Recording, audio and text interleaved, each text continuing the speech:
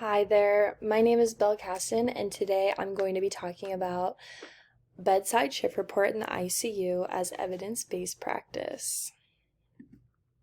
So, bedside shift report is basically just the practice of nurses handing over the patient care responsibilities directly at the patient's bedside. So, at the beginning of each shift or at the beginning of taking someone else's shift, you're going to talk to the other nurse that previously had the patient and basically give report about wounds, lines, ID band sites, skin, personal needs, bed alarm, and just a whole overview of what the patient needs. The purpose, or PICO, in my PICO project is in the intensive care unit at Portage UH, how does bedside shift report benefit the patients during their time in the hospital? Now, some background. It basically aims to enhance communication, continuity of care, and patient safety, and overall patient outcomes.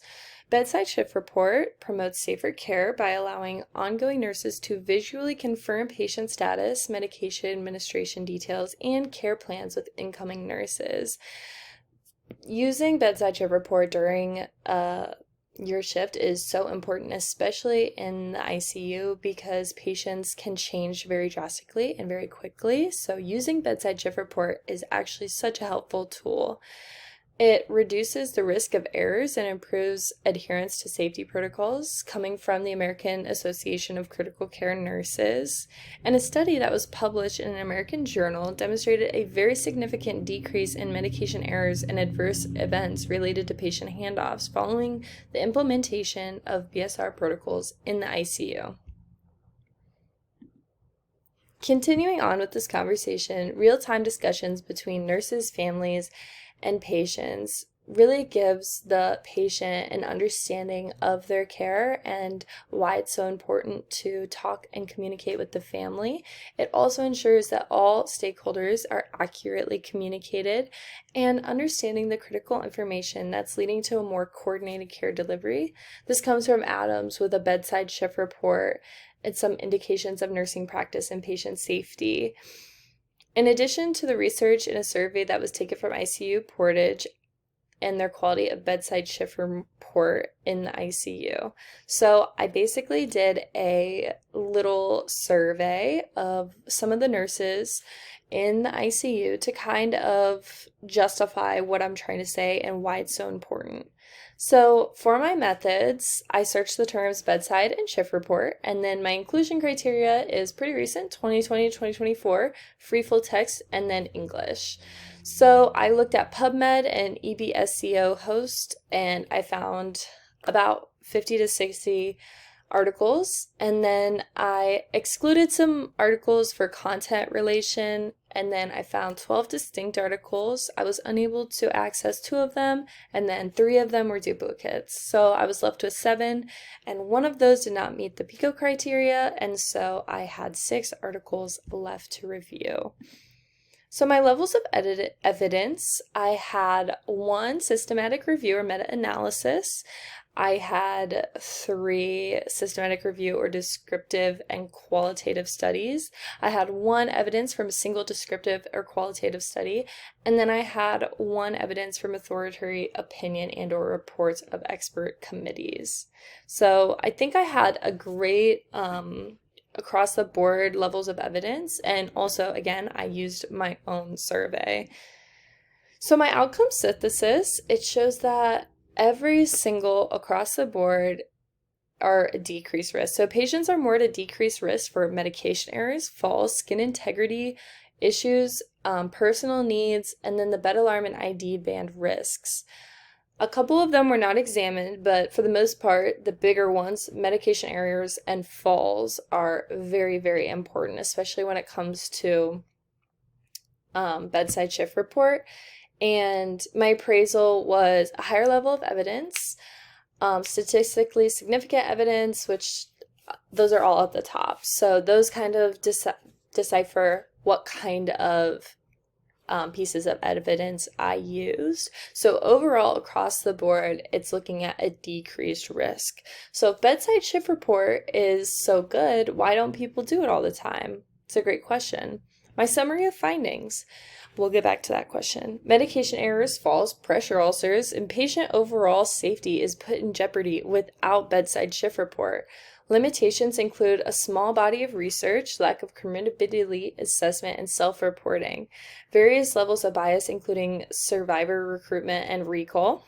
All articles showed a decreased risk for patients when practicing bedside shift report. One article showed positive outcomes for hospitals that instituted protocol for bedside shift report, and then the variability is possible throughout all articles due to individual nurses. But I think one thing that I really want to point out is that when you institute protocol for bedside shift report, you have higher outcomes. So I think that's really important that hospitals should be aware of that and noticing that and put that into their protocol, because if there's protocol for it, then you really don't have a say in much else.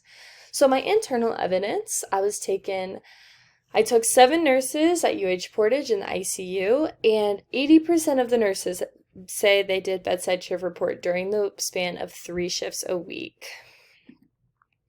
So, some basic statistics for you. Lines and meds were 71% always and 28% sometimes. Now, lines and meds, depending on the patient, it really does depend, but I think that all lines are important, especially in a critical care unit, because they are running life-saving medication. Now, wounds, 14% said never, which is kind of shocking because sometimes wounds and like bed sores can get really bad really fast. So I think you should always be checking your patient with the other nurse because you don't always know what they're leaving you behind. ID band being 42% always and 57% never is also shocking because in nursing school we're taught to always check the ID band the first thing you do when you walk in the room. The bed alarm, 57% said never, which is also kind of alarming. And then personal needs, 57% said always and 42% said sometimes, so that's good. They're getting their personal needs taken care of. Oxygen, I'm really happy nobody said never to oxygen because oxygen is super important. So 57 and 42%. And then sites, 14% of nurses said never, which is very alarming considering what, say, a patient was having an emergency and you really needed a line and you didn't have one. Now that's faulted on the nurse. And then skin was 28% said always and then 71% said never. And I can understand the sometimes because depending on your patient and what their initial issues are would determine if you're going to check the skin, even though you should always check the skin. So I said, how often would you say? These results were pretty alarming, honestly, and I was very, very surprised. And they are accurate because I was also not only watching them, but I made them say, how often do you see other nurses? I did not say, how often do you do this? Because I wanted to get rid of that bias of themselves, especially if they saw my other reports. So I thought that was a good thing that I did on my portion. And so this is when they said, how often would you say you do these things?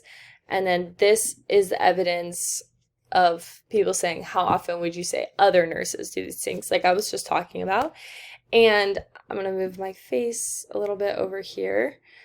So I think it's really, really interesting how the nevers kind of went up and the sometimes jumped way up. And then the always kind of simmered down a little bit. So the ones I really want to talk about, you can see all the evidence right here, is the ID band and the bed alarm and the sites. I think those are very, very important. And they said a lot of sometimes, which I guess it does depend nurse to nurse, but I really was kind of shocked with how many nevers, especially for the bed alarm and the ID band. So my ending thoughts is that UH Portage has a journal article and an SBAR report sheet as protocol for hand-up, but they don't have an actual policy for handoff report. And checking all the items on the left column is best nursing practice when you're giving bedside shift report of everything I just said. And then when asking about the other nurses, the scores were very different, which I thought was very interesting. This is some ethics that happened. This was a story coming from one of the nurses about why bedside shift report is important, because this is one of the stories that happened when it wasn't done.